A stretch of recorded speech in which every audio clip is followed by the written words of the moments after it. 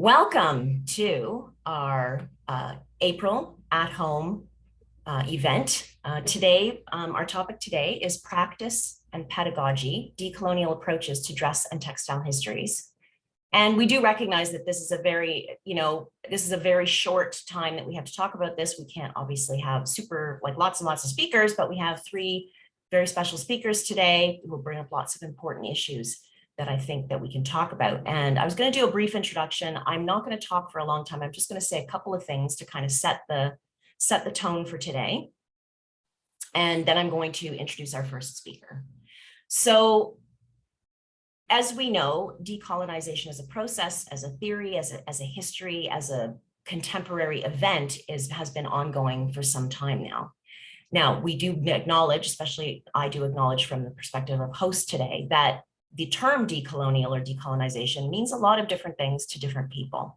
And much of that has to do with your own positionality, who you are, where you come from, where you were born, where you grew up, what your experiences are, to what degree were you marginalized, were you not marginalized, were you privileged? But the reality is that many of our identities, especially for people who are visibly marginalized, there are intersectional identities at play. And what happened during the pandemic, at least what I heard from many other academics, particularly academics who have, been asked many times to represent, either their own group or to represent a particular part of the world, that the emotional labor involved in trying to educate other people about these issues is exhausting. And so the reality is that decolonization as a practice, as a theory, we are all responsible for this. So it's not just about putting together it's not just about putting together an anthology or hosting an event where you're talking about this topic and inviting speakers who can talk about their own specific research. It's about all of us kind of examining what it is that we do. And does the work that we do, and does the leisure activities that we do these honor the original inhabitants of where we happen to be? Does it think about the complex histories of where we are?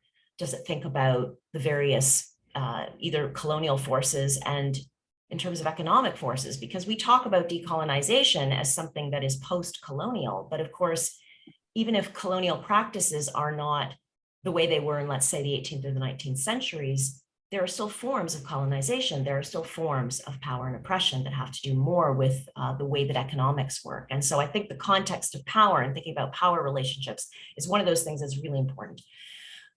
With that said, I want to very briefly acknowledge that if this were an in-person event, I would, as a Canadian citizen, and because of the educational training that I have, I would do a land acknowledgement. And I recognize that a land acknowledgement is not part of everyone's everyday kind of practice, that we don't all live in parts of the world where land acknowledgements are maybe even appropriate. And virtually, like, how do you do a land acknowledgement when actually we're existing in cyberspace right now? Do people still use that term, cyberspace? So I'm not going to do a standard sort of official land acknowledgement because of where I am at the moment. And ironically, even though I represent my institution, which is Toronto Metropolitan University, I'm here on behalf of our research network, which of course has scholars from all different areas. So just at some point during today, think briefly, stop and think about where you are located in space, where you were born or where you work, where you choose to reside. And if you don't know or if there are colonial histories in that part of the world, what region are you in? Who are the indigenous peoples who were there? Do you live in a part of the world that has a post-colonial context? And so I can't do a land acknowledgement because I can't speak for all of us. We're not all in the same space. But give it a moment at some point during today and think about where you are and what are those complex histories and kind of what's your responsibility or even your relationship to those kinds of questions. So that's as close as I'm going to get to a formal land acknowledgement. But I do think it's important to say that land acknowledgements are an important part of research and professional contexts, and that I do want to honor the various Indigenous peoples who are both in Toronto and also here, who are still actively working for change and resistance. Oh, great. So somebody's put into the chat, if you know where you are and you happen to know the Indigenous context, feel free to put it in the chat at some point as well. Okay, so that said, I'm going to move on because I don't want to hold up the speakers any further. So I'm going to introduce our first speaker today, who's Dr. Anna Vaughan Kett, and she's going to be presenting the paper Addressing Abolitionism and Wearing Belief, Free Labor and Slave Labor Cloth in the 1850s. And very briefly, Dr. Anna Vaughan Kett is an academic working across a range of interests within material and visual cultural studies. She has covered areas such as political expressions through dress, Quaker and nonconformist histories, and a variety of other topics. And Anna is currently teaching costume design and theater production students at Bruford College. So Anna, please take it away. Go ahead and share your screen if you're able, and let me know if you have an issue. Okay, let's have a go. Okay.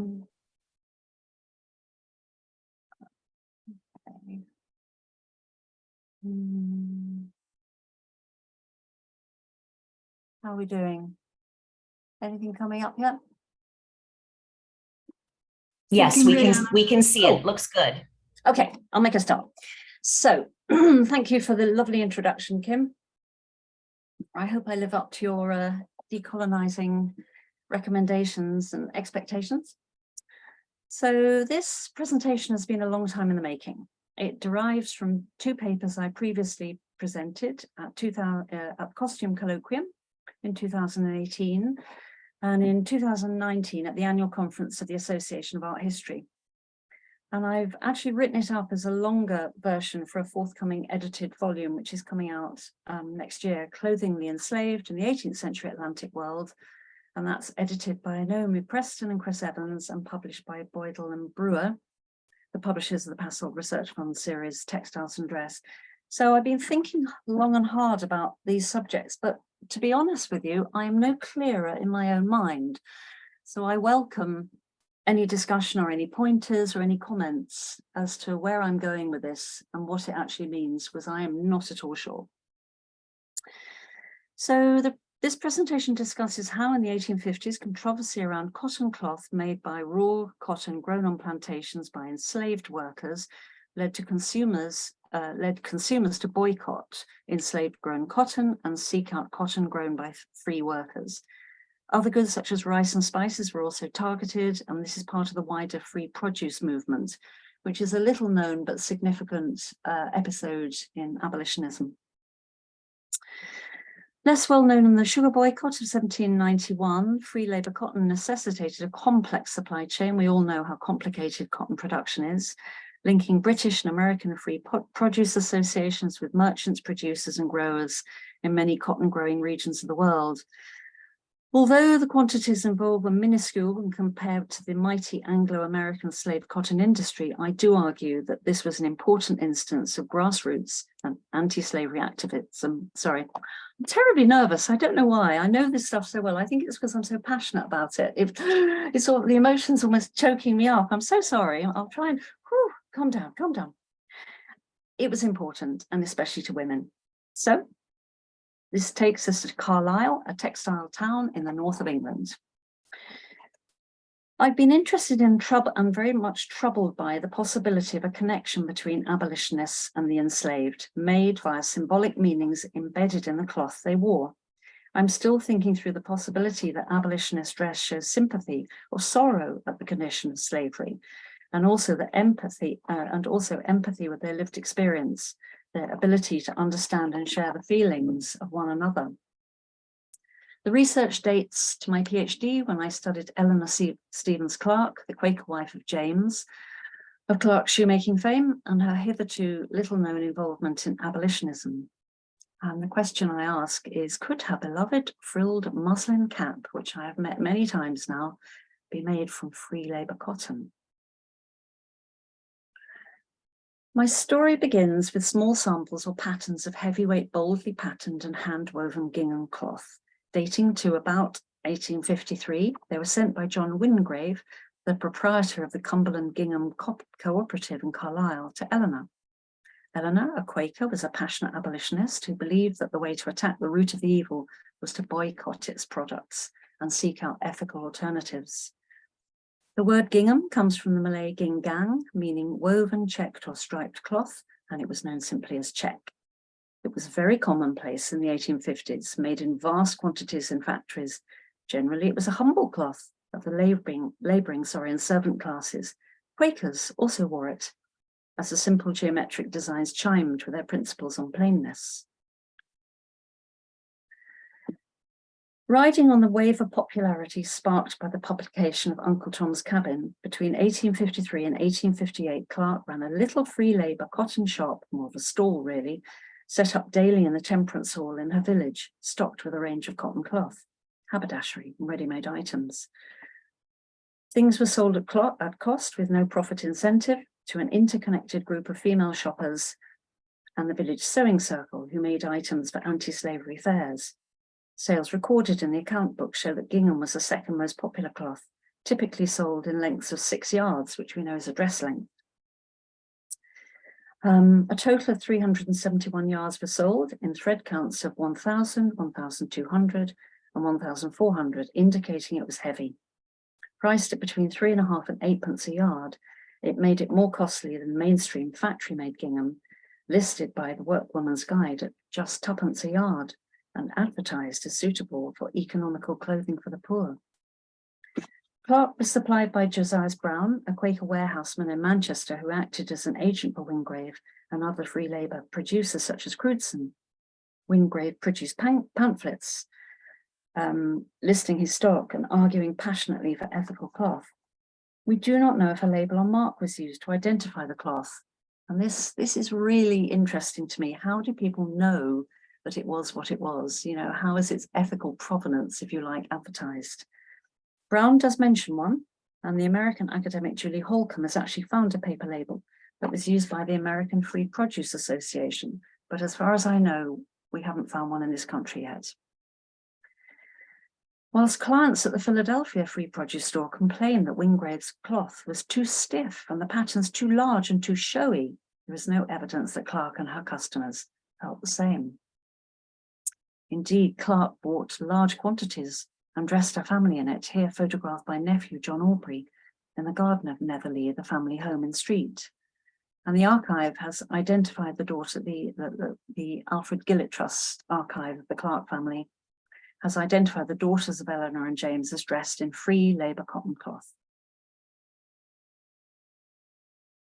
I've matched the samples to the clothes in the photographs. And you can see particularly that these very busy patterns, they do map on with this particular photograph. It's really interesting.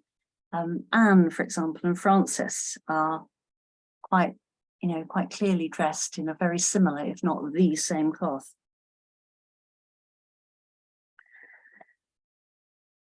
So the family are dressed in similar but different outfits. In fact, this photograph looks like it's the same one, but if you look at it carefully, they're not wearing the same clothes. So this indicates they had at least 2 sets of these busy, checky outfits. And they're like dressed, which was very common in families at the time. But they must have looked so bold when out and about and drawing attention to themselves. The question is, how typical was this busy pattern style of dress among friends in the 1850s? Well, the answer is not very. I put in, are my captions visible? Can you actually see them, or are they obscured by the toolbar? We can see them perfectly, Anna. It's looking great. Ah, I see. My laptop shows a different format. Anyway, I will stress not. So not so typical, and some photographs here of friends, including Eleanor's sisters, who we know are abolitionist supporters, passionate supporters as well, dressed in non-pattern dress. So this was not the norm for abolitionists. However, if we look at Margaret Bright on the left here, she was a known abolitionist in Manchester, Bolton actually, and she's wearing striped cloth. And the figure on the right, these are cartes de visite held in the Religious Society of Friends in London. We know that progressive and younger friends embrace discrete checks and stripes, and this, of course, is Hannah Rumble's area of expertise on this, and Hannah's obviously in the audience today. So, in order to get into the mindset of the boycotters, it's a good idea to look at the slave, his wrongs, and their remedy, a newspaper of the free produce movement. published by Anna and Henry Richardson in Newcastle, then Elihu Burritt in Newcastle also.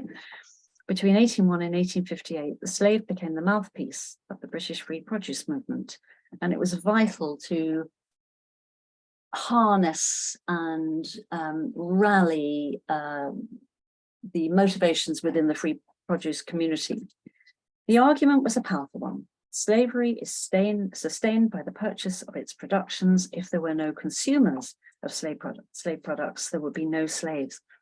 So this is a very mindful linking of the market to the conditions of production, which I think is really pivotal to the movement. It became known as the noiseless way and legal way of maintaining clean hands and ultimately bringing down slavery. Powerful and emotive rhetoric was employed. And here I put in a little section from the writings of Elihu Burritt, publishing in The Slave. And he adopted quite a militaristic approach. He saw it as a war. Elizabeth Margaret Chandler had a slightly different approach. She was a New England Quaker poet and essayist. She wrote of revulsion at the products made by the enslaved. Her poems were often published in The Slave long after her death in 1836, and she conjured the horrifying notion that the sighs and groans of the slave lingered in cloth made from enslaved grown cotton, and that the body of the enslaved, the blood and the tears, both physically and metaphorically stained the cloth, and by extension, the wearer. Now, this is a troubling idea. A most unpleasant notion that the enslaved haunted the cloth, suggesting malign, unnatural forces and the threat of moral harm. And Chandler advocated a very powerful form of empathy, where she suggested that we change places with the enslaved and that our soul enters the body of the enslaved to fully appreciate the wretchedness and the cruelty, the abuse and the extreme violence that was meted out to the enslaved. And there is really powerful and stirring, I think. So driving free produce activity was sympathy with the enslaved and empathy with the abuse they were subjected to.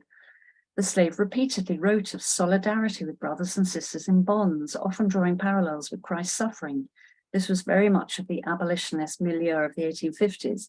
See, for example, Uncle Tom's Cabin, where Tom, the enslaved, was effectively martyred, was crucified over a period of days. It's very dark. Children and babies were seen as especially vulnerable to the taint of slavery. Thus, the act of getting dressed and dressing the family in free labor cotton became deeply political, not just safeguarding, put a kind of a cover of ethical activity around the child, but also to kind of ward off harm. And to take a stand against the Anglo-American cotton industry was a very political one. It was very unpopular in this country. You know, they were deeply pilloried by the mainstream press for attempting to do so. Okay, so on to Wingrave's story. From archival records, Wingrave, you remember, was the Gingham producer in Carlisle. Archival records show that he was born in 1816 in North Shields. 1843, he married Elizabeth Sowerby at St Mary's Church in Carlisle, and he married for a second time to a Sarah Elizabeth. No children have been found, and he died in 1898. The workshop he set up was one of a number of independents in the weaving district of Carlisle, known as Irish or English Damside, where many Scottish and Irish emigrant workers had set up shop. Reynolds' newspaper gave the figure of 200 weavers in his workshop, so it's considerable. Run as a workers' cooperative, a profit-sharing cooperative, with many benefits such as a food store, a library. It is described as being one of a pocket of hand weaving that remained in the city after the 1850s. The Cotton Spinners Banner. This is Carlisle's Cotton Spinners Banner, and it makes it very clear that, you know, the reference to slavery. I don't know if you can see my cursor, but you can see the black and white hand here clasping. You can see the cotton plant on the left and the slave ship on the right. You know, it's very clear where Carlisle's cotton is coming from. And this would be, you know, taken through the town on special days and pageants and what have you. Now, I'm not going to go into too much detail because I know Rosie is going to talk a bit about this, but very briefly, Carlisle had a very long history of spinning and weaving. In the late 1700s, wool gave way to cotton and the city became famous for gingham check. The trade in producing cloth specifically for the plantations goes back to the 1750s and the production of cheap coarse linens known as osnaburgs. And Sally Tuckett has done a lot of research on osnaburg. Carlisle osnaburg was sent directly to plantations via Port Carlisle to clothe the enslaved, where it was known as slave or Negro or plantation cloth. So Tully House, which is the city's main museum, has a really interesting text panel and display showing some cloth. And this is from Peter James Dixon and Son, who was a key player in the manufacture of cotton cloth in the city and the export trade with the plantations. Founded in 1836 in Shadden Gate, Dixon's began with 3,500 handloom weavers, then it mechanized, steam-powered looms, and it went up to 8,000 factory hands, so it was a real big one. We know that check dominated the plantation trade, and Bulmer wrote in 1881 that every great slave plantation in America took a large quantity of ginghams for its, and I apologize for the use of this word, Negroes, always adhered to the same pattern. Given the poor reputation of plantation cloth, I had assumed this was made as cheaply as possible on factory looms, but a rather different picture emerged when I went to Tully House and had a look in the archives.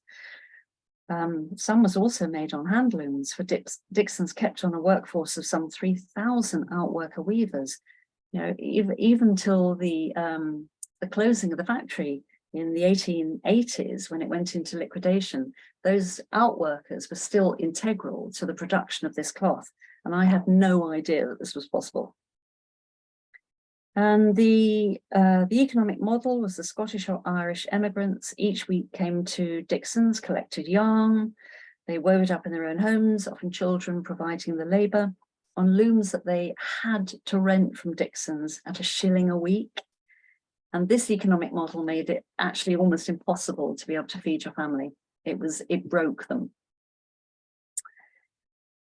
So with all this in mind, I went to Tully House Museum and I had a look at, I'd heard a rumor that some samples of Dixon's gingham lived there.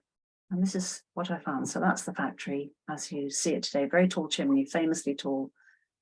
Now it's, well, Rosie's going to tell you about that. I won't get into this.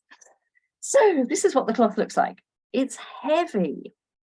Some of it's glued down, some of it's kind of free, so I could examine back and front. All the samples I saw, heavyweight, high quality, somber but rich colours, bold stripes and checks, and quite clearly made on hand looms, which has been confirmed by the museum. So here's a few of them. I'll just run you through a few, and you can see that there are themes emerging. Lots of big check. Lots of bisected stripes, which is, after all, what a check is. I think these are fascinating. Would these have had a market in the UK? You know, is this specifically for the plantation trade? I can't tell you. They're bold. High quality, but bold. So was this plantation cloth? The date puts it as too late. Slavery was abolished in 1866, but the date may also be questionable. You know, that can't be verified. Who bought it? Who wore it? So the next part of my research is definitely to examine plantation clothing worn by the enslaved.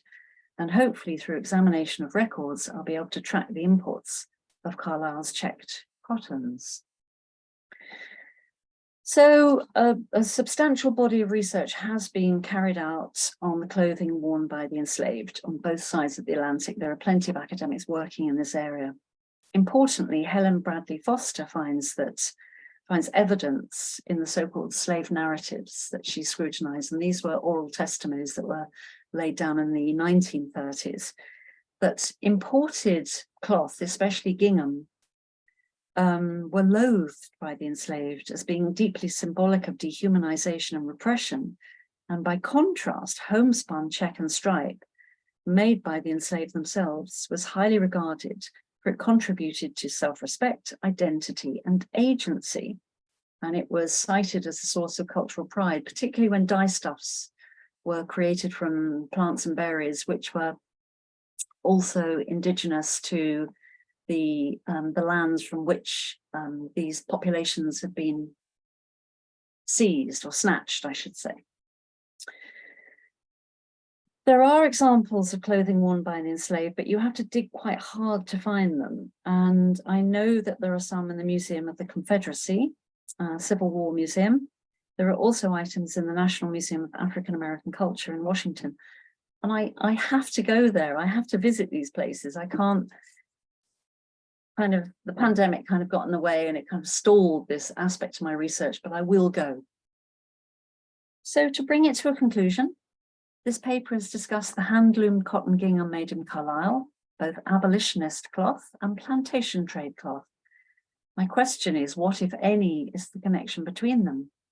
Visually, the textiles made by Wingrave and Dixon's are strikingly similar. Add in the homespun cloth made by the enslaved themselves, and a complex picture emerges of similarity, difference, agency, and empathy. I do wonder if abolitionists such as the Clarks were consciously referring, or at least referencing, the dress of the enslaved as an empathic connection with their brothers and sisters in bonds. What better way to communicate empathy than to wear similar clothing? But there are different approaches to that, obviously. What about cultural appropriation? What does this mean in a decolonizing age? One thing is for sure, dress has always had expressive qualities, and I argue never more so than in the free labor cotton movement in the 1850s. And that is the end of my talk. Thank you very much. Thank you so much, Anna. Okay, I'm going to turn things over to Hillary, who's going to explain to you how we're doing questions, and take it away. Thank you so much, Kim, and thank you, Anna, for that very moving and interesting paper. So as we usually do in our meetings, if you could put any questions in the chat, we've got time for a couple of questions for Anna now, and I can see there's one in there already. And then we will move on to Rosie and Azadeh and have questions after each of their talks, but also we hope have time for any further questions at the end. So I'd like to, take the traditional privilege of question master and ask the first question, Anna, which is, you mentioned at the beginning your own emotional response to these pieces, and throughout you were showing people who had a strong emotional and empathic response to it as well. And I wondered if you could talk about that aspect of the research, both now and for people who were dealing with cloth made by enslaved people in the past, and how that's sort of been a factor, or how you deal with that and how you incorporate that into what you're doing, because it seems to be such a huge part of this subject. Yeah, you're absolutely right, Hilary. Thank you for that one. It's a really, really tough question. So I think the more I've become immersed in this world, the more I find it troubling, because I'm always looking at motivations for philanthropic endeavor and what actually drives us to do these things. I think such a range of different responses can be made to this. White guilt, awareness that the prosperity of the global capitalistic movements in the 1850s have had such a devastating effect on, populations in Africa, and the sheer volume of people who were trafficked. It weighs heavy on my mind. In terms of emotional involvement, I find it very tough, and I do have to take breaks from it. I'm also aware that as a white academic, these are not necessarily my stories to tell. So I also feel conflicted as to what is my role in this. In fact, the book I'm currently writing at the moment, I have pressed pause on, because I have found that it didn't sit right with me that I was forwarding this research when it needs to be a much more collaborative, and it needs to be just move away from white centrism. But I'm aware that this is controversial, and I welcome thoughts on the matter. In terms of understanding how the 1850s abolitionists identified with these disempowered voices, I have no doubt that they were genuine in their responses, and they felt deeply and irrevocably touched by the cruelties that they read about. And there was plenty of information. There was a lot in the press about how absolutely awful it was. And yet, that's the prosperity of the country. That's the economy in action. Manchester, Cottonopolis, it couldn't have operated without the scale of import. So yeah, it's slippery. Thank you. There is a question in the chat, which I'll just bring to the audience as well, from Danielle, who says the production of Osnaburg for the enslaved people and colonies is clear. Does anyone know anything re the production of slops or clothing for convicts in the late 18th century? Was it different? Is there overlap? Is it produced by the same companies? Any info is appreciated.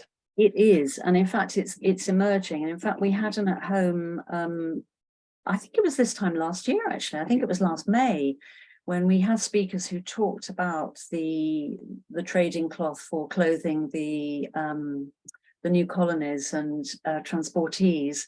And yes, the Osnaburg comes up in the records. Whether anyone's actually mapped it and actually looked at the trade records and seen where it went, I can't tell you, but I do know that Sally Tuckett is working on this, and there will be some findings, definitely. I've got information on the context in Australia, but I think that's possibly a bit later than we're looking on. And then Emily Taylor has just said, it's making me reflect on something I heard Christine Chichinska say recently, that cloth is to Africa what monuments are to Europe.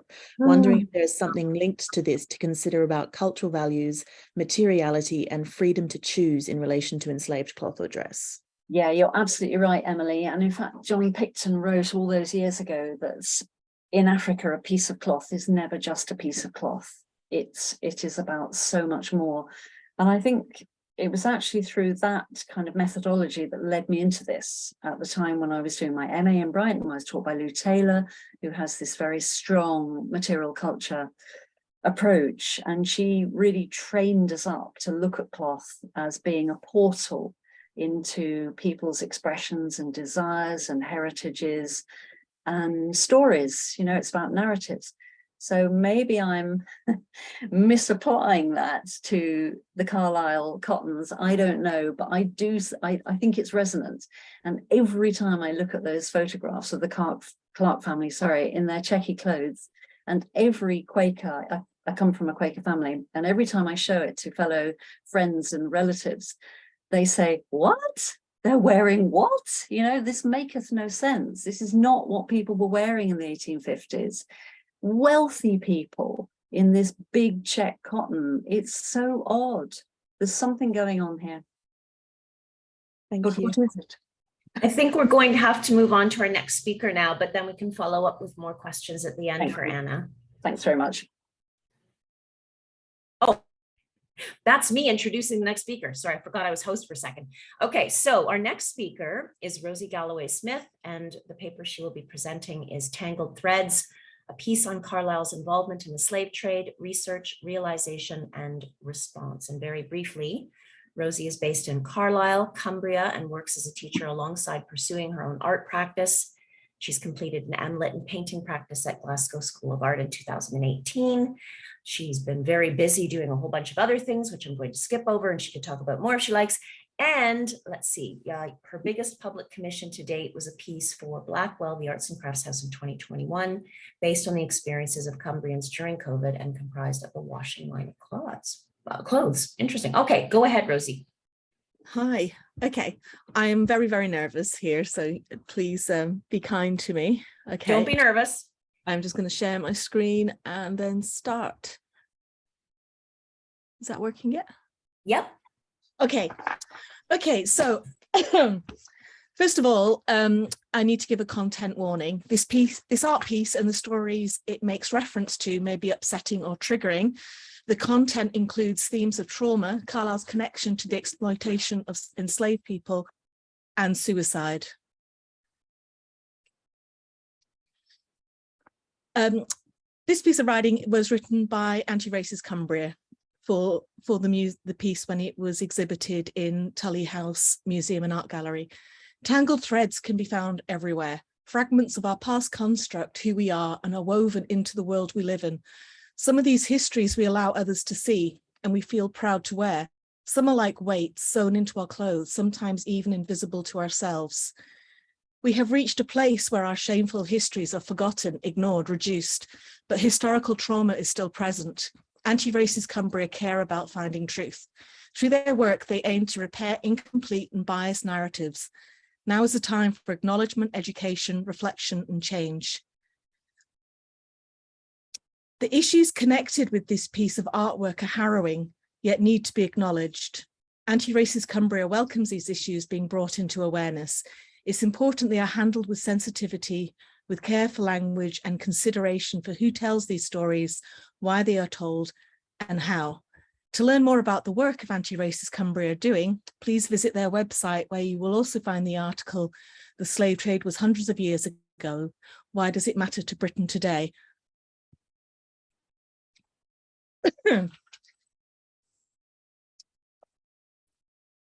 My art practice is based on materiality and emotion. I often use clothing as a vehicle for exploring human experience and trauma. These images are part of the installation I created for my graduate degree show at Glasgow School of Art. I've become increasingly interested in the history of the British Empire and the impact the Industrial Revolution has had on contemporary issues and current affairs. Much of my personal research freewheels around these 2 points. The more I look, the more I realize there is to see. Turning these insights into ideas for artwork can happen quite spontaneously and often with a simple mental image. Right.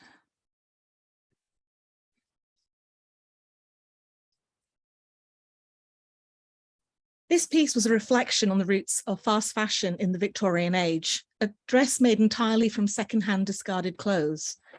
During lockdown, I explored the quiet streets of Carlisle in small stages and became curious about the city's industrial archaeology.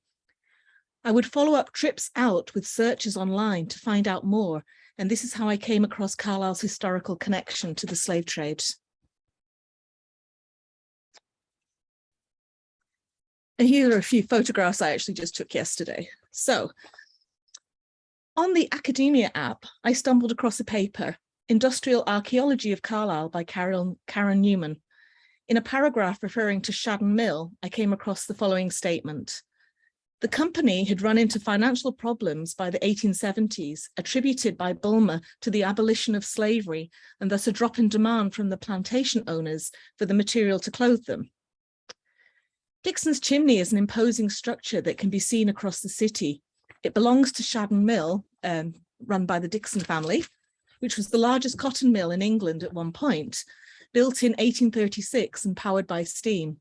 It had state-of-the-art equipment and employed over 8,000 people, yet in 1883 it went into liquidation. I, like many Carlisle residents, had never really thought about our small home city of being so connected to international affairs. I now know a little more about the cotton famine and the Manchester cotton workers' support of the emancipation of enslaved people during the American Civil War.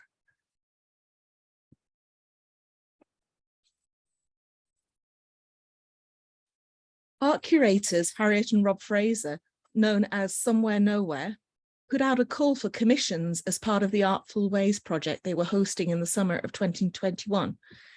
Each commission would be based on a physical walk. I had also recently learned more about a defunct railway that linked Carlisle to the Solway Firth that had previously been a canal. An image of tiny clothes spooled out from Carlisle to the sea entered my mind, and I put in a proposal to them.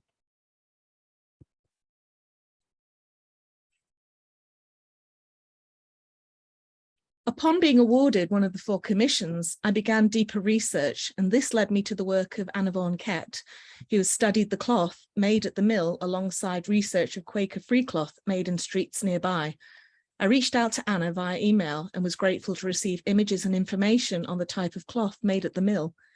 This cloth was colloquially known as slave cloth and was woven from cotton shipped from the southern states of America, which would have arrived at the mill by the canal or by train from the coast.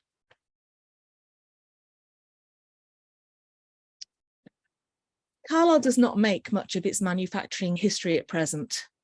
Tully House Museum has the banner of the Spinners Guild, which you were shown previously by Anna.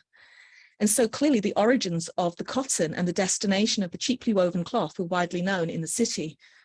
The house building itself is the family home of the Dixons, owners of the mill, demonstrating how this history is central to Carlisle, yet not openly acknowledged. As I began creating the pieces, I communicated with Anna. I chose a simple grey and white striped chambray. The period of time given to create the commission was very short, and so research was done quickly. So unfortunately, I didn't really get a chance to really see the type of cloth that was being made at Dixon's before I started making the piece. It soon became clear that I simply couldn't make enough pieces to spool a continuous line of clothes, and so I reflected and decided to make smaller pieces but take more care with them. I felt responsibility toward the enslaved people I was depicting through the clothes, of neither trivializing nor representing them. The benefit of the small scale was that it allowed me to create a larger range of items, but I was also mindful that they could be seen to be dolls' clothing, and so unintentionally diminish the subjects of the piece. Time restrictions won out in the end, but I think perhaps this is an element I would revisit were I to begin the piece again. I will reflect more on problematic elements at the end of this talk.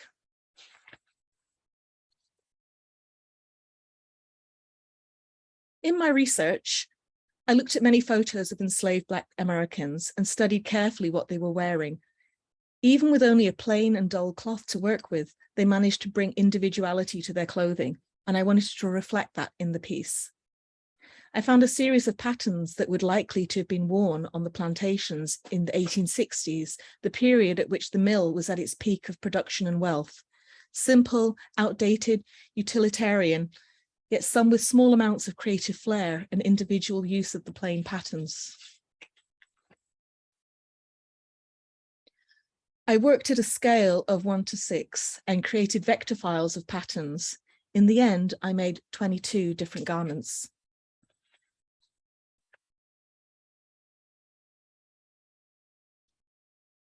And here the pieces are at the beginning of the walk, strung up outside Dixon's chimney. This was the summer of 2021 when this happened. The pieces were carried on the walk from Dixon's chimney to Port Carlisle and photographed along the way.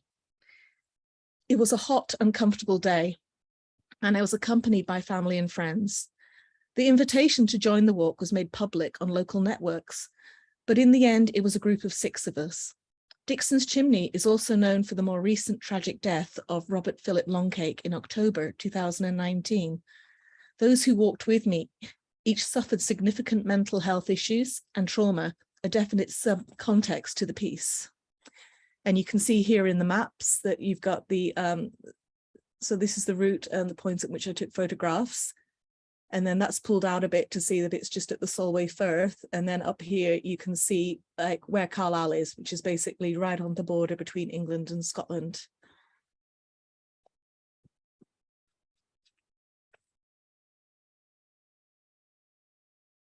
Tangled Threads was exhibited between 2021 and 2022 at Tully House, Carlisle, the Studio Moorland in the Eden Valley, and the Florence Art Centre near Whitehaven. The ropes are made of cotton, the bobbins made especially for the piece. In the end, the reason I made it such a tall piece was to reflect the height and the prominence of Dixon's chimney in the city and the effect that it has on the residents who live here.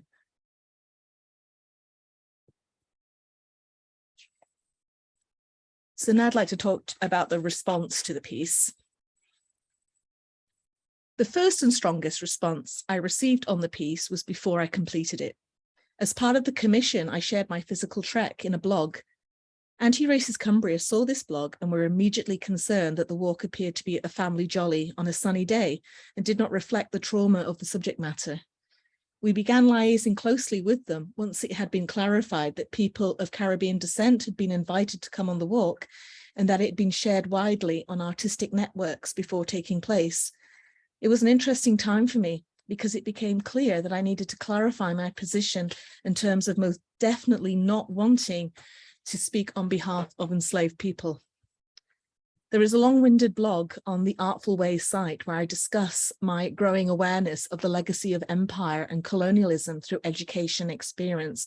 For example, I have a sister who lives in Canada who is married to a member of the Tuscaroran tribe, one of the Six Nations, and when she first met him, he hated the British, and this was just like a complete mystery to us. We had no idea about the history.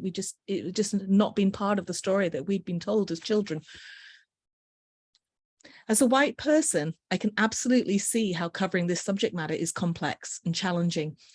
Yet I firmly believe that the responsibility of opening up this history and its legacy lies with everyone. My intentions of making the piece came from the position of being a Carlisle resident and an educator.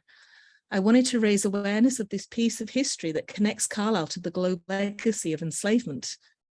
Anti-Racist Cumbria became involved in the final development stages of the piece and how the clothing was presented. When the time came to install it at Tully House, I was assisted directly by Anti-Racist Cumbria member Lindsay Atkinson, who was descended from Afro-Caribbean grandparents.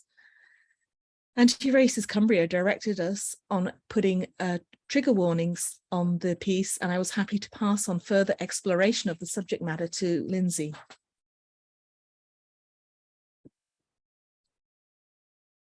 Since my father's death last year, I have looked into family history a bit more and have uncovered that my something great-grandfather was a mill owner in Stockport. I knew that the family had had money at some point and lost it, but no idea how we fitted in with the story of cotton in the 19th century. I'm very keen to find out more about these ancestors, so if anyone can help me investigate the life and legacy of John Alcock of Gatley Hill, I would be very grateful. Apart from an illegible will in the National Archives, I have currently very little to go on.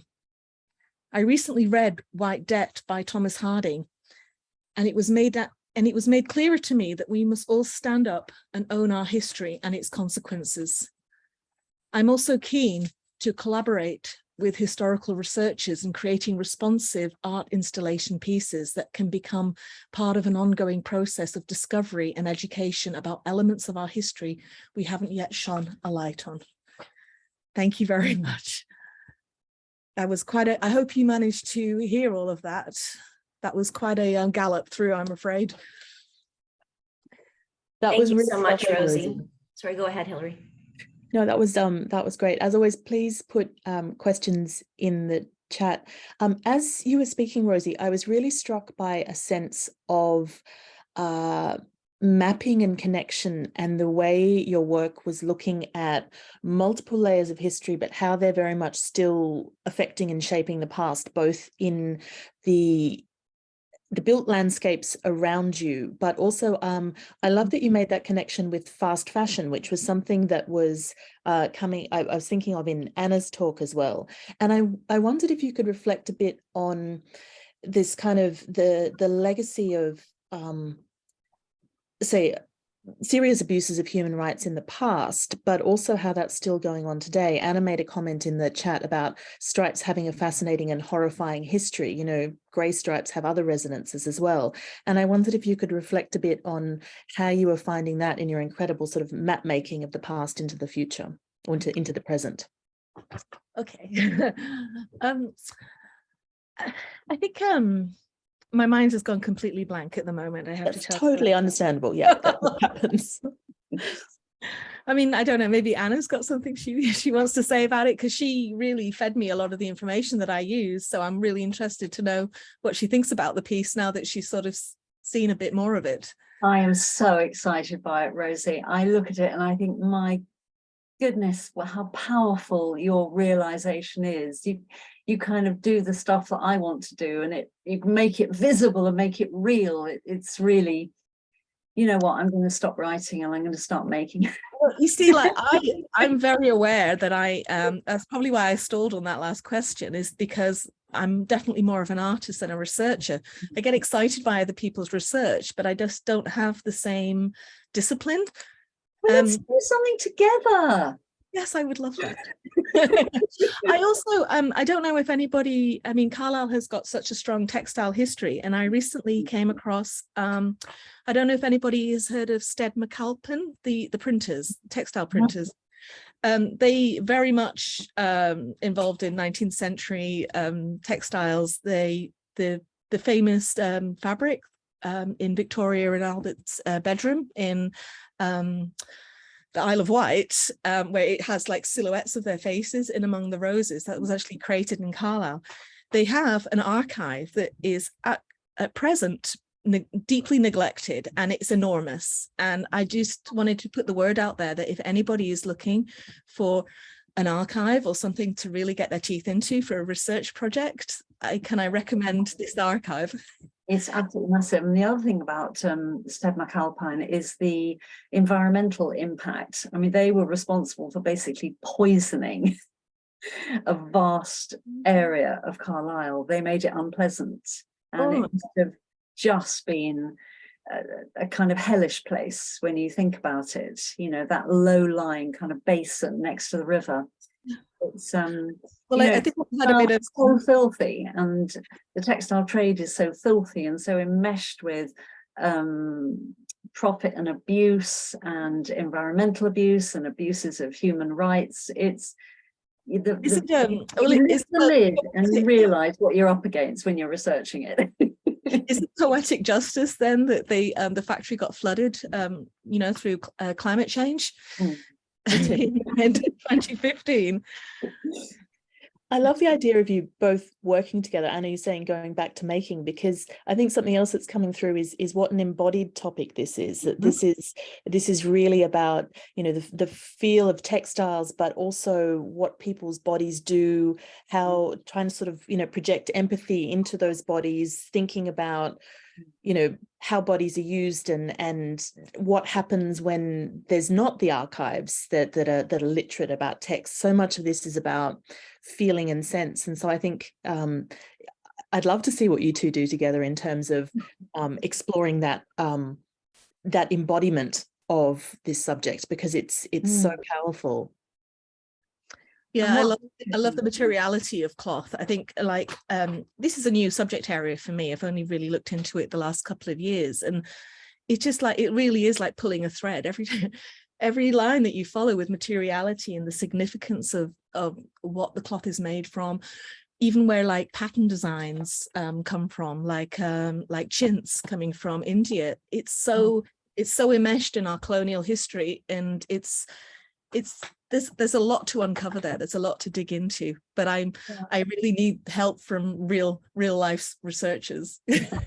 And what's also so interesting is the writers in the mid-19th century, they were really aware of this embodiment. You know, the mental metempsychosis that Chandler writes about means literally you step out of your body into another body to inhabit their world and their clothes and to feel. I mean, I won't go into the details because it's really horrifying, but it's to feel everything that the enslaved felt, you know, just to inhabit another person. I think it's very resonant with, you know, academic practice today. Well, I found it really fascinating what you were saying about this desire not to clothe babies in made that way, because it's that kind of, you know, that imbuing the cloth itself with the powerfulness of the story of the people who've handled that cloth, that cotton. I mean, that really goes to the heart of some of my art practice. I'm very, very unarticulate today, so sorry everybody. Yeah, but it's troubling the way in which it's discussed, and I don't know if it's getting one's head around the linguistics of the 19th century, or whether there is something deeper, but there is something, I don't know, slightly off kilter about touch and taint and the presence of the embodied Black body that I find very troubling. And I just go, oh, I didn't want to see that. And I don't want to go there. And I certainly don't want to be the person ventriloquizing these very contested, very difficult ideas.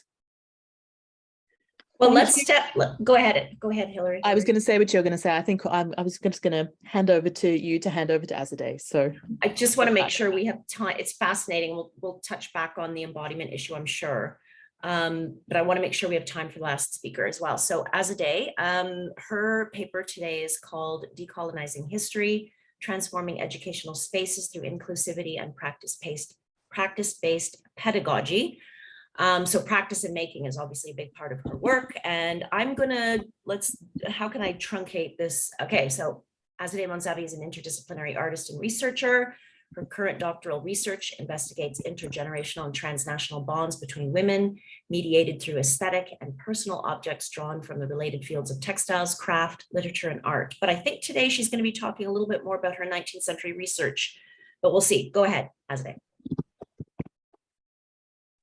Thank you, Kim, for that lovely introduction. Probably make me sound more interesting than I actually am. Here we go. Everybody could see my presentation? Yes, we can see it. Yeah.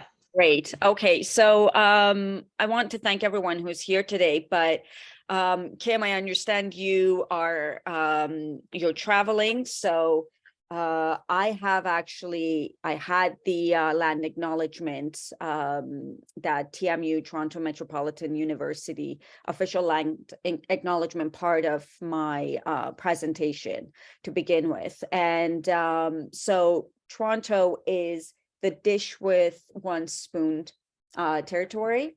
The dish with one spoon is a treaty between the Anishinaabe, Mississaugas, and the Haudenosaunee that bound them to share the territory and protect the land. Subsequent Indigenous nations and peoples, Europeans, and all newcomers have been invited into this treaty in the spirit of peace, friendship, and respect. And I want to open with this because I am myself an immigrant, and I have the honor and the good fortune of calling Toronto, Canada, my home.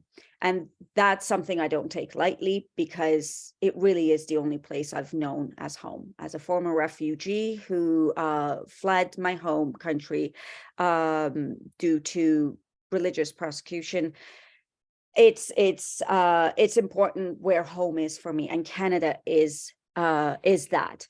And so it's very important that I'm aware of this good fortune, but also aware of those who were here before me. And so really you will see that and you will see that probably through my presentation, that as a woman of color, I've actually been quite aware of my intersectional identity and what it means to work within a Eurocentric and white field such as art history. And so I've actually attended symposiums on how to decolonize art history, and I'm using air quotes for that because it really isn't. I mean, it could be, one of those fancy key words, key terms, the right term to use, but it is obviously more than that. And so, and how we could do that in our art, how we could do that within the classroom, because as Kim mentioned, I'm a researcher, I'm doing my PhD, I teach in the School of Fashion, and but I'm also a practitioner. And so that said, it's actually become clear to me that there is no one particular way to do that, to decolonize art or art history. And so I've decided today to share with you how I personally approach the topic, my teaching, and in my practice. So just to begin very briefly, it's important for me to say that I've always been interested in the 19th century. And I just came to realize that as a child, there was a cartoon, Little Women. And I used to watch this. For some reason, this was something that I watched in Iran while, I lived there. And so it was the hairnets, the cartoon. The women had their hair in a hairnet, and big hoop skirts and the little triangle shawl that they had. So I was always drawn to it. And so I would do these drawings. I'm not good at drawing, but I used to do these drawings with these bulbous skirts and things. So I guess that's really where my interest in the 19th century might have started. But I do want to say that while I was thinking about doing my master's in fashion, my background is art and art history. I was advised by some just people in general, scholars, that I should rethink my interest in the 19th century and instead do something that dealt with my own culture. Now, I think it's interesting to look at it that way, and I'm sure that those advising me or suggesting that probably had a point, because let's face it, 19th century, my interest in 19th century British dress is not a topic that gets funding, or I probably would have had better chance if I had touched on something a bit more contemporary. But I was interested in what I was interested in, right? And it did come with challenges. Let's just face it, as,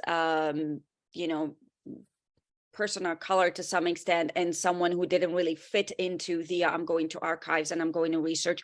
There were gatekeepers, so-and-so, who did not take my interest in dress and my suggestion to be part of, looking at certain things were somewhat undermined. And I have no doubt that it had to do with pedigree more so than my interest, because I have, I had instead the good luck to visit collections in the UK, and they were really lovely and opened their doors to me. So anyway, my interest has been longstanding, but I want to mention that I stuck that out, and my interest, so my MA project ended up being gender, fashion, and representation in 19th century British art, which I immensely enjoyed and had the good fortune to have Dr. Kimberly Wall as my primary supervisor on this project. And I should thank her for her patience, and because my project just kept getting bigger and bigger. Anyway, so I should also say that my interest in the 19th century, because this is a 19th century forum that we're talking about. So what's important about the fact that I stuck to my, first love of doing 19th century is that just because I was a person of color, and just because, sure, I could look at Persian history, Persian textiles are immensely important, but I shouldn't have to stay out of what I'm interested in because I'm not British or because I'm not white. I should just do what I'm interested in. And I think that without me perhaps knowing, I was already decolonizing by doing that, right? And so this is an image from the first time I visited Liberty. It was a award that I received for my undergraduate. So I did research on textiles, and it's incredible. I mean, you walk in there, the Liberty art fabrics, the William Morris, textiles that you see, and the incredible Persian carpets that are on view. Now, I admire Liberty just as much as any other scholar or maker or anyone that we have here who's interested in textiles. But sure, I'm aware also that still when you walk into the Liberties, it kind of looks like, you've walked into a 19th century, place of a bazaar where there's everything, the Moroccan is mixed with the Persian is mixed with the other. So it is kind of, Orientalist fantasy happening in there. So that's something I'm aware of when I'm looking at the 19th century, but that doesn't mean I still can't appreciated for other reasons. So I just wanted to mention that. And also the fact that William Morris, the work of William Morris has been, I don't need to introduce William Morris, I don't think, to anyone here. But so the work of William Morris has always been fascinating for me. And so one way I have been approaching decolonizing, what I teach when it comes to 19th century, is not to just stop engaging with what was important or what was white, or, you know, the white makers. What I have done is look at what they were doing and how does it relate to, you know, the global aspect of things. And William Morris is actually a great example because, you know, he obviously is the father of the arts and crafts movement, and he's done so much in terms of the, you know, he's a man of all trades in a way. But what he did was he did look at textiles and Persian textiles just as one very small aspect of his work. He did look at Persian carpets and other rugs, Turkish rugs, and so he was inspired by them. But what was incredible is that he was inspired by the workmanship. He was inspired by, you know, the handmade quality, the colors. And so he took that inspiration and encouraged makers and encouraged other designers and his own company. He encouraged them to look at them, don't replicate them, but look at them and learn from those. And so, you know, he was very, very particular about using British flora and fauna in his designs. So the designs are not Persian in any sense. You know, the flowers are unique, the patterns are unique. But he was looking at Persian carpets, and, you know, and we sort of have him to thank for the Azadeh carpet, which is absolutely gorgeous. It is at the V&A, and I've had the good fortune of seeing it. It's incredible. And, you know, I always make sure if I'm in the UK, I think it's the 10 minutes after the hour when the Azadeh carpet is lit for, I believe, 10 minutes. And then again, it's turned off because of how delicate it is. And so he was actually instrumental in the purchase of the Azadeh carpets at the South Kensington Museum, which is now the V&A. So, you know, there is that aspect of looking at other cultures and bringing that into his own work. And so what you see here is, you know, the Chelsea carpet, and this is also in the Victoria and Albert Museum. And so he used, just to go back here, he used, you know, his inspiration and tried to work with that. So when I'm trying to look back and I'm teaching students and I'm looking at the 19th century, I could approach that decolonization by bringing in such inspirations. And this was inspiration. It wasn't, to me, and I am Persian, this is not appropriation. This is inspiration in that obviously you see work that is being produced at this time. You know, the earlier, you know, there was a time when Persian carpets, hand rugs were not a thing in England. And this is part of a larger research that I'm not going to get into right now. But so it's great that he looked at that. So I could use that as part of my teaching, right? And I've also been personally a long-term member of the William Morris Society of Canada and have had the pleasure of serving as a board member as well. And I must say, as many would expect, it is, you know, predominantly it's our members are white, you know, and so me being a member and then being a board member has been a way of not necessarily trying to say that I'm decolonizing something, but I am being part of it. So I'm bringing my unique voice, and I'm, you know, we're opening these doors of communication and interaction in a way.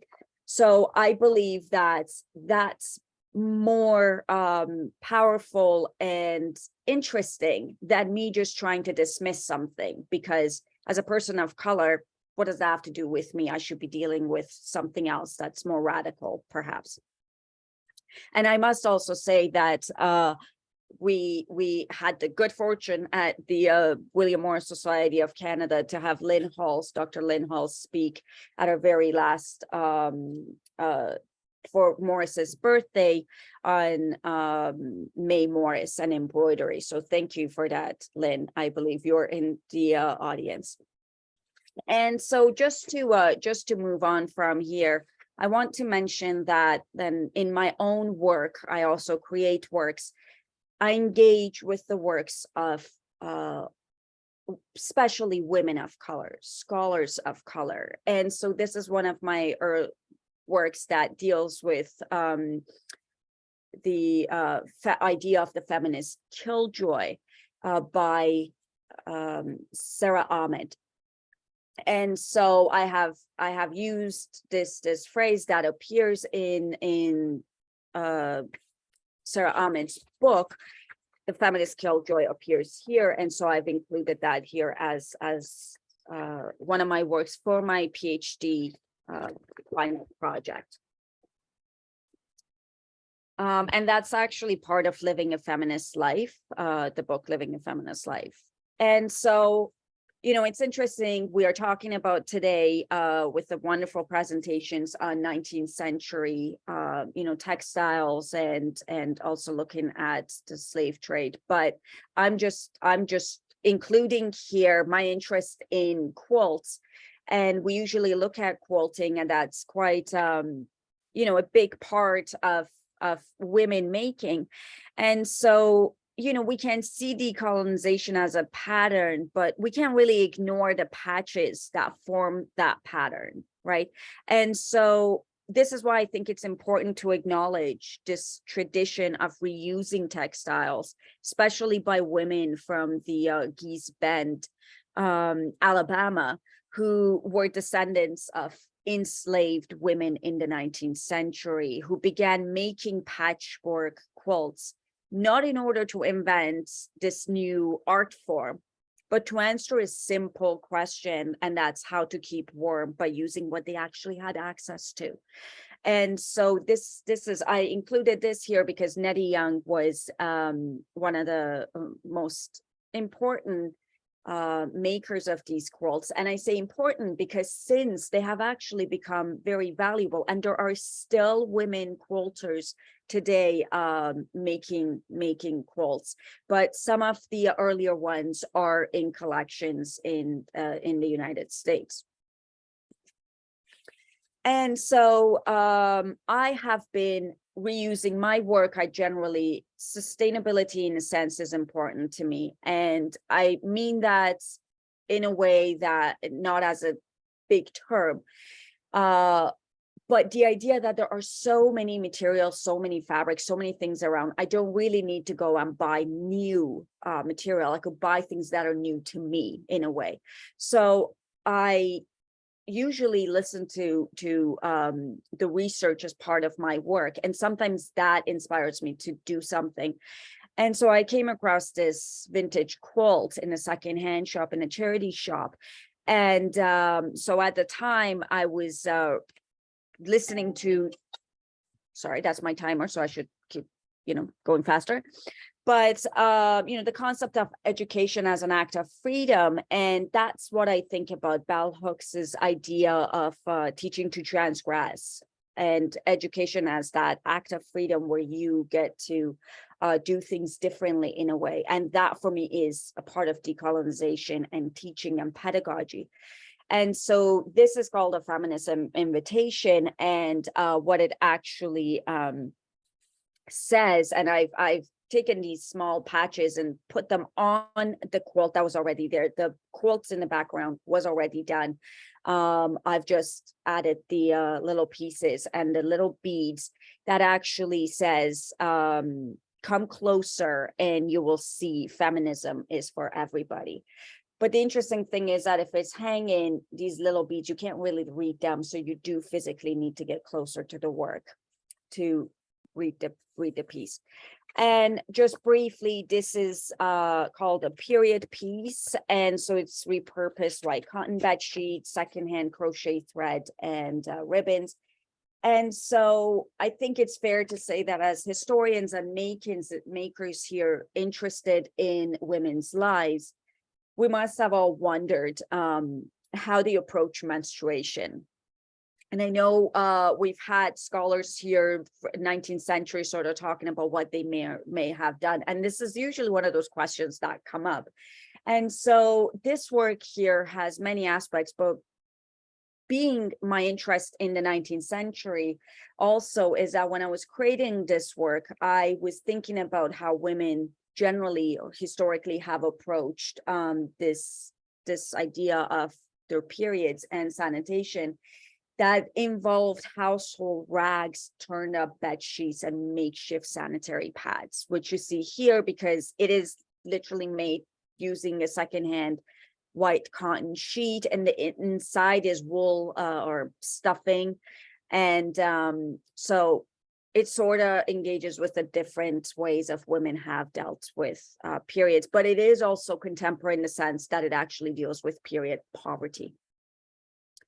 And a part of my work is also engaging with makers of color, women of color.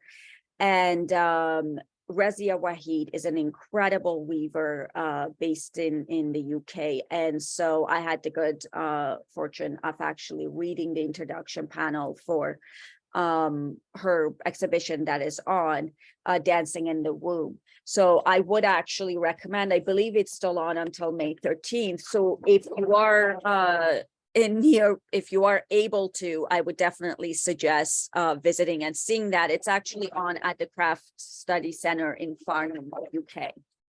So I just want to finish now. And this is a piece that I have done myself.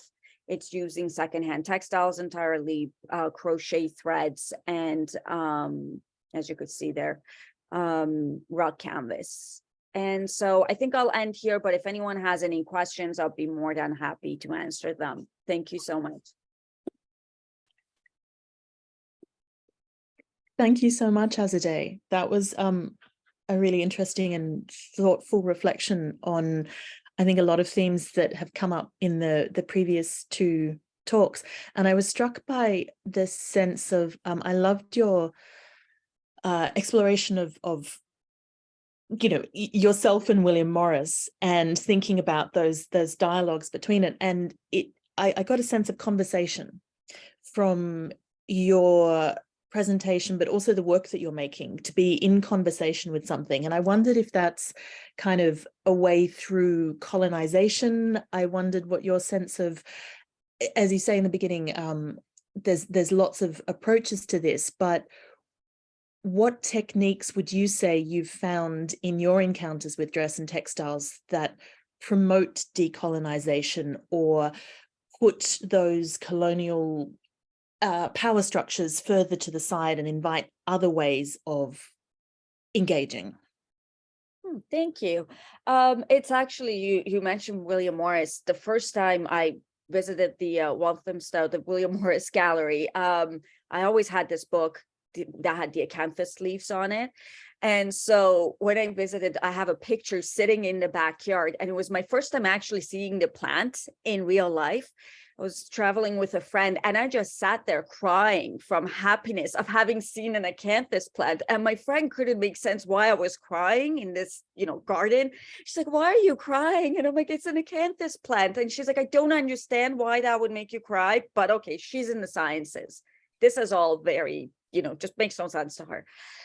But I think it is sort of a conversation. And like I said, it's been important for me to be true to myself, right? And to my identity, but engaging with these ideas, the patterns, the whole William Morris idea has, I think, enriched my understanding of textiles, patterns, the importance and the global context that goes on. But obviously, I'm also aware of the fact that I am a person of color. right? And so I think when it comes to my approach to dress and textiles, I can't take my own identity out of that. So I'm aware of it all the time. But I mean, because I'm not usually looking at historical textiles in terms of dress, I've done that before, as I mentioned, but more and more my work has gone towards engaging with textiles more so than just dress itself. Okay, so I think that idea of materiality, and the two first presentations touched on that, the idea of stains and remainders of things. So when I'm using other textiles, it's interesting. So when I use that bed sheets for the period piece, it's not my bed sheet, it's a bed sheet I bought from the charity shop. And so, you know, and it's quite interesting because it's old actually, but it's so nicely white that when I bought it, I was thinking probably a woman took care of this bed sheet because it's so perfectly white, right? And so even that was something I was thinking about. Yeah, and I should actually say, when it comes to the first two talks, and it was so interesting when you brought up the idea of wearing clothes, or children wearing clothes that were made by the enslaved. I think that was really interesting because my approach to dressing, my approach to textiles, I almost ended up doing that for my MA, is this idea of the ethics of wearing things. And how, you know, it's sort of a systems way of looking at things. And, you know, I was thinking about how different it is. For example, this is a top by People Tree. And so, you know, knowing that the women were paid, knowing that the children were not missing their parents or what have you in the making of an ethical item, I could actually physically feel differently putting that on. Right. And so that was really interesting that this idea goes back, and yet we still have this thing going on with ethical fashion. And anyway, so yeah. There's a question from Caroline Bellios for you, Azadeh. Can you talk more about the meaning behind quilts and assembly as your choice for making? And then she's just added, and I love this idea you were talking about right now, not just who made textiles, but who took care of them until they came into our hands in the present day. Yeah, thank you for that. So the meaning behind quilts, when I looked at, it's funny because I didn't know about Gee's Bend. I was looking at quilts. Quilts are actually a big part of sort of Canadian history as well. We have many quilters. And at the time I was looking at a brand that is more of a 70s, 80s brand, and they dealt with quilting. What I find interesting is patches of fabrics coming together, right? Especially patches of fabrics that belong to different things, right? It's a dress, it could have been. And so, but for me, it was that idea of, I'm not a quilter. I'm not actually good at quilting. And it's funny because I don't think I would ever have the patience for that incredible mathematical, you know, making things. So it's good that I sometimes find quilts, but I find that more interesting because then someone else has made it. And one of the reasons I started purchasing these from charity shops is because quilts are actually valuable, right? And both monetary in a way and emotionally, and because many people make these quilts for their children, grandchildren. And unfortunately, generationally, sometimes they lose that value and people give them away. So I'm usually, when I find them in charity shops, I'm trying to rescue them in a way.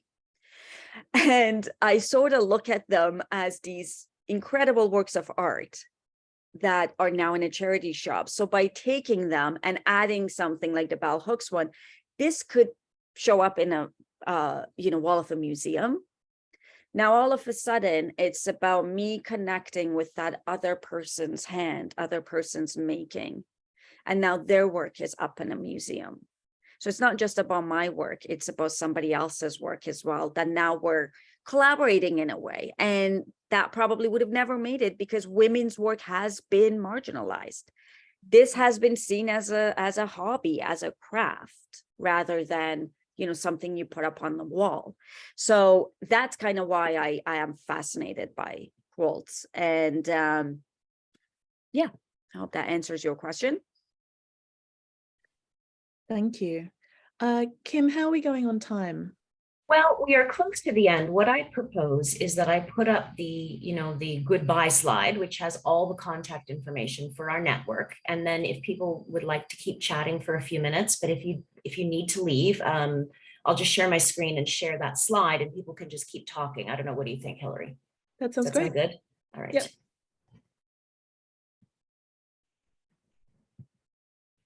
Okay, can everyone see that? Yes. Yes. Before I forget, I just wanted to mention thank you to Rosie and Anna. Your talks were wonderful. Have you read All That She Carried? The Journey of Ashley Sack, Black Family's Keepsake by Tia Alicia Miles. I'm writing it down as you speak. I think you will absolutely love it. I'll actually write it in the chat for you. It's a long title. It's incredible. I think you would love it, especially because it is an actual sack that they found. It's become part of a collection, and so it has culture. Yes, I have read it. I didn't hear you right. Yes. Okay, yes. So it is wonderful. Yeah. Yeah, and some months ago we had Shani McKnight come to speak to us at an at home, and of course she dresses in facsimile clothing of the enslaved and goes about her business in New York laying flowers at the graves of unmarked enslaved deceased people. And that, I mean, that is the ultimate embodiment. She is making visible the silences. And as historian, Could I jump in? Oh, sorry, Anna, I got you right in the middle. no, carry on, sorry.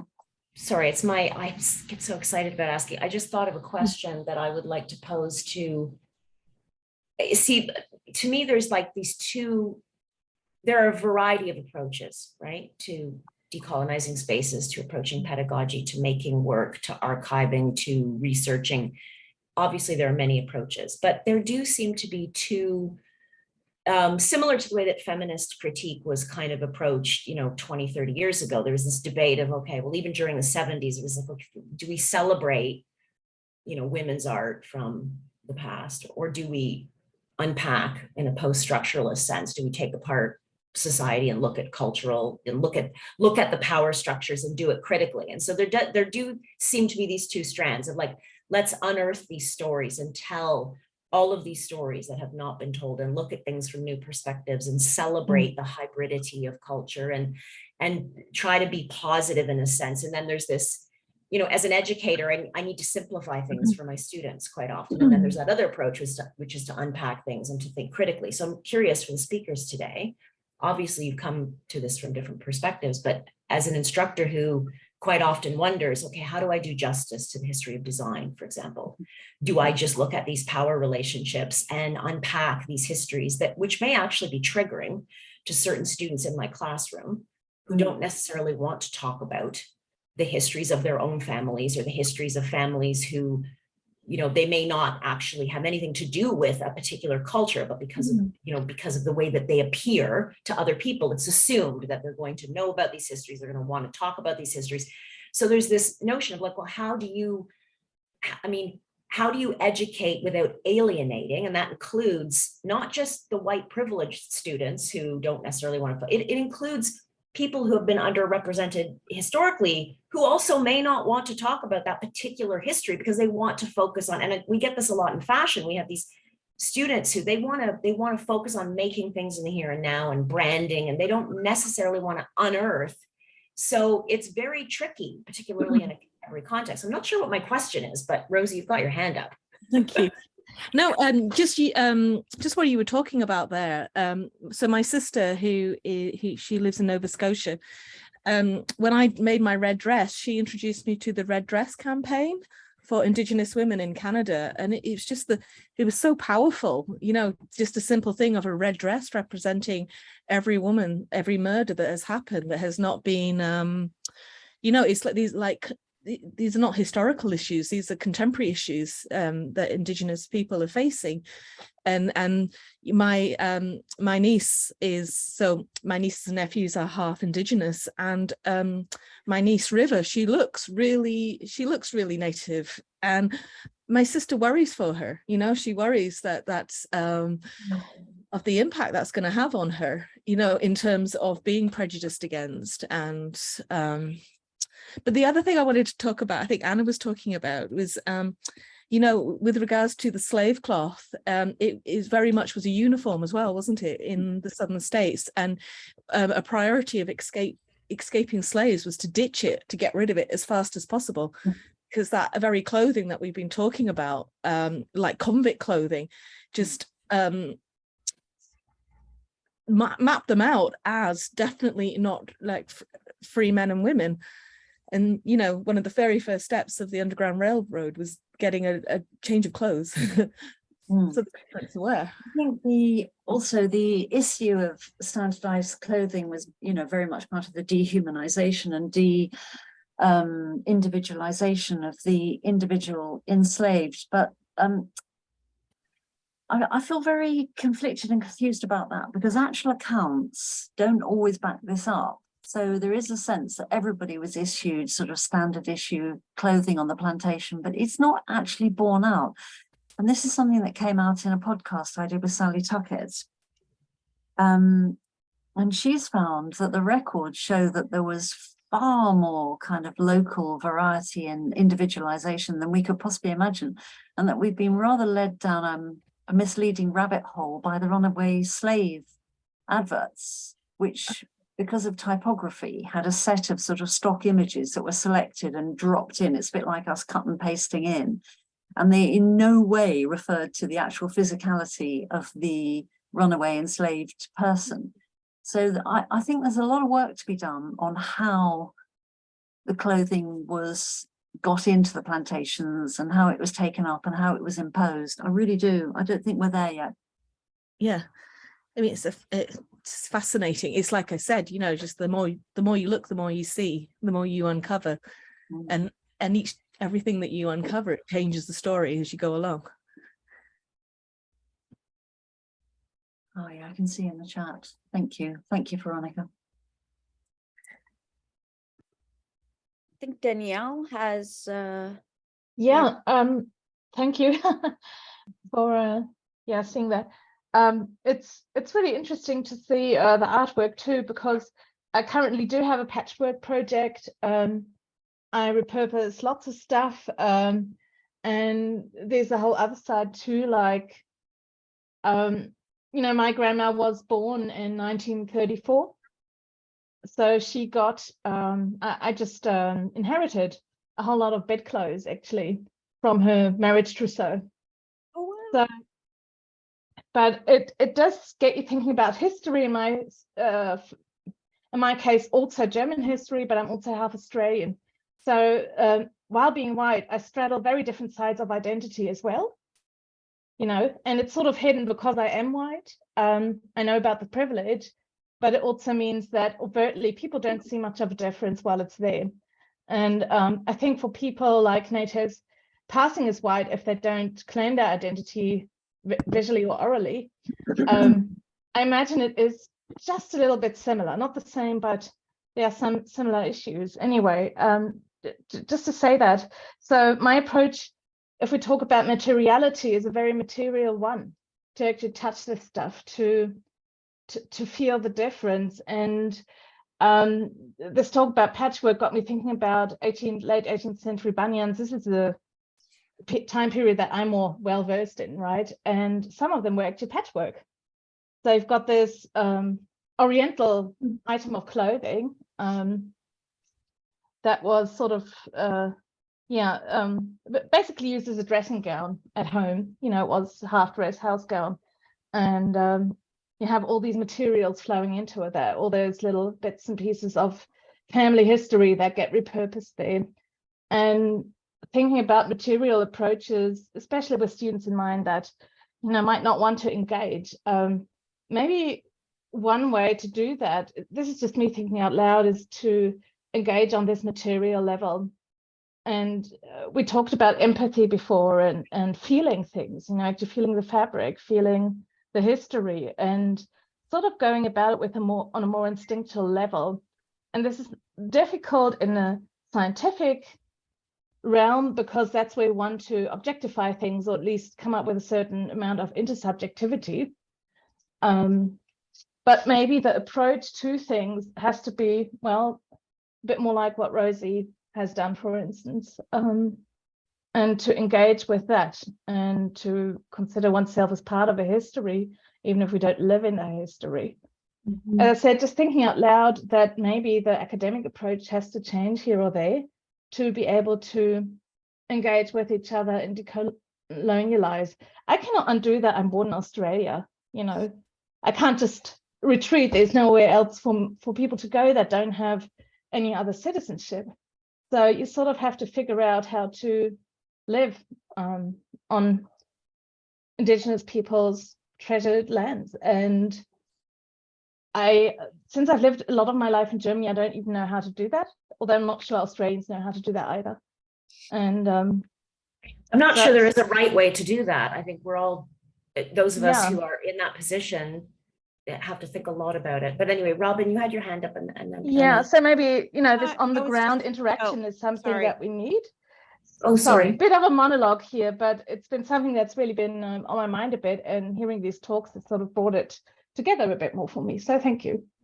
Thank you, Danielle. I'll just add here that you're right, and we are bringing more of even PhDs that are research creation or dealing with materials is becoming more common. They're still not, you know, especially here in Canada. But you're right. And for example, I allow my students to, because I crochet and things, I allow my students to crochet and knit in class. And in fact, it ended up being that I had fashion students in the class, dress and identity. They actually ended up crocheting sweaters that engages incredibly with the idea of identity. And so it's wonderful. And so that is happening. And to me, that's an important part of, you know, pedagogy. It's not just about the words, it's about making and the way they engage. They bring in, you know, the theory in a way, but make it more material, because that's what I do with my own work. And so thank you for that point. And Robin, you have your hand up, I see. I know, patience. First of all, everybody's talks were just fantastic. Thank you. I had so many things running through my head. I'm just chiming in kind of what was sort of just said, Kim, but I was just thinking about that too, in terms of, you know, teaching in a similar area and those kinds of things, particularly when you're teaching art students who are like, oh, come on, can I just not make the thing?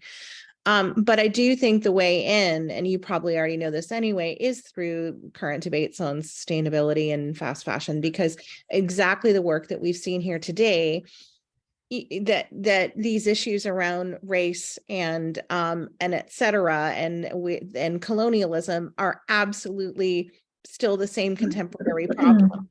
And I think that showing that this is a historical problem, a deep-rooted historical systemic issue, is the important piece of that. But they do seem to be really concerned with that, but that it is hard to make those links. But I think I would like, when I'm ready to teach some of those bits again, I'd like to bring in some of the work I've seen here today, actually, to talk about it for sure. It's been really inspiring and fantastic. And I'm just gonna, because I've got the floor, I'm gonna say what I said in the chat. I was at Tully House last weekend to see the Pre-Raphaelite exhibition, and I've only been through Carlisle on the train before. And I was at Anna. In fact, Anna, we met when you gave that paper at AAH. That's when we first met. And so I thought of you, and I'm like, well, I really need to know more about it. And then we took a wrong turn, and we're like, that's a really big tower. I wonder what that is. It was. And now I'm just like, why could we not have gone next weekend? But then I would have been driving my partner crazy, like, okay. But the ticket for Tully House, yeah, well, the ticket for Tully House is good all year. So I definitely want to go back, because we only saw the exhibit and left. So yeah, like, I'm super excited to go and learn more, and I wish I'd known when I was there. I feel really stupid sitting here, but Carlisle's amazing. Like, I can't believe all these years I've never been. They've got a great collection of dresses out as well. Yeah, well, and PS for the other nerds in the room, one of the things that's on it, it's because it was the exhibit that was at Walthamstow on pre-Raphaelites and Arthurian legend. And the dress Jane Morris wore to model for the Oxford Union murals is on display in this exhibit. So I was like, oh my God, my head was silently exploding as I was walking around the whole time. But yeah, I need to get back down there. So thank you for everything. It's been super inspiring, and I'll shut up now, but that's all the bits in my head. I am aware of the time as well, so we should end soon. Maybe one more comment. Anna, you had your hand up, and then maybe we'll end. Okay, well, just to pick up what you were, your question before, Kim, how to address these very contested, very complex issues which cannot be looked at from one viewpoint within, you know, the seminar room or lecture, whatever. And I would really welcome some sort of template or some sort of piece of writing that would stand up and would allow, because I really struggle with this, and I can be sensitive, but my own enthusiasm, my own desire to tell hidden histories, I think tends to override any, you know, difficulties that students may have. And I would, is there a piece of writing out there? Has someone published on this? Can I go look it up and say, okay, this is what I'm going to do. A template for working with contested and difficult materials, particularly when they involve race and colour, and particularly when you are a white academic saying those words. That's right. I think maybe we should put that on our agenda for our group, actually, Anna. There's no reason that we can't do that. And let's put that on the agenda for our next committee meeting to think of, because I have some thoughts. I think that's a great idea. And for those of you who didn't get a chance to speak today, if you ever have ideas or thoughts, future panels that you'd like to see, future topics that you're interested in, you know, please feel free to reach out and contact us, because we're always looking for things that other people want to talk about to create this kind of, you know, scholarly and friendly and inclusive environment. So please do that. I want to thank everybody. I know some people could keep chatting, but we all need to go and do things. Some of us do, and many of us also have family obligations. So I'm going to let everyone go. And if you have any last comments, you could throw it in the chat. And I think, Veronica, are you trying to say something? All I wanted to do is thank you, Kim, for putting this together, and just thank you for putting together such an excellent group of speakers and for a really inspiring afternoon, all of you. Well, Veronica shouldn't be thanking me, because I kept texting her and asking her questions. So actually, it was me being helped a lot by Veronica and everyone else in the group. As a whole, and you led on this, and you put together something great. And it's been a really inspiring afternoon, as we can see, because it's run on so long. It's been great. Like the conversation needs to keep going, but this isn't the moment for it. We have to draw it to a close now. But fantastic. Thank you, everyone. Thanks all, and we will see you again at our next event.